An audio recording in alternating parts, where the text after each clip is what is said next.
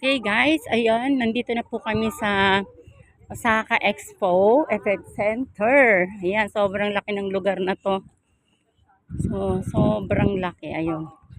So, ayan yung parking lot nila. And then, ending, no, sa mga bus. Ayan. So, kaloka guys, ang laki niya.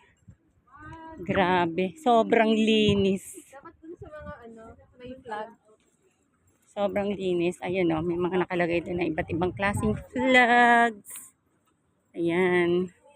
Today is April 25. So, ayun. Record lang muna kami ng video. Mamaya na kami magla-live. Sobra. Ayun. So, may ticket kami dito. May QR code. So, para mas mabilis. At ibang klase. So, ayan, ang laki talaga ng Osaka Expo Center. Dito sa Osaka, Japan. Sobrang laki guys, oh.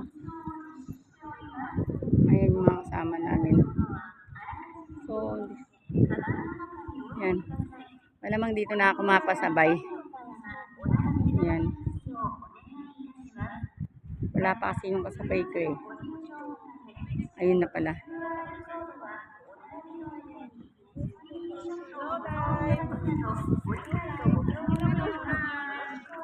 Ayan. Ayan mga kasama namin. So, ayan oh. At itong dalawang to at yun yung mga nahuhuli pa. So, yan.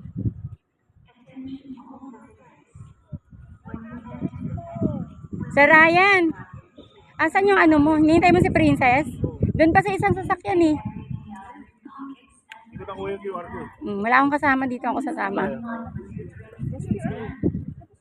Pero alam, baka pinasa niya sa ano mo, messenger, private. Sa PM siya nagpapasa. Sa akin.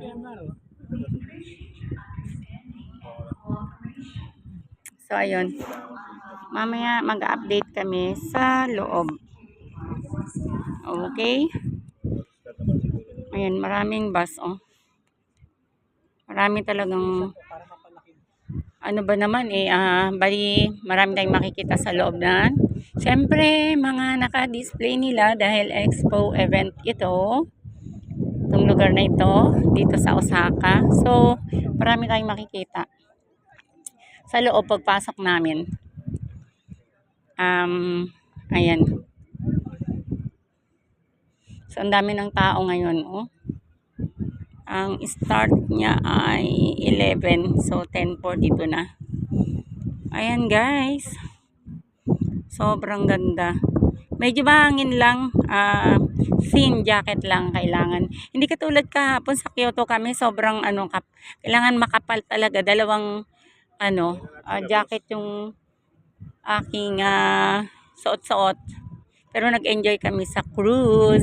Ngayon naman mag-enjoy tayo sa makikita natin kung anong makikita natin dito sa Expo, Osaka Expo event na ito. Yun guys ha. Mamaya balitaan ko kayo. Ito po si Miss Lynn. Thank you so much. Thanks for watching.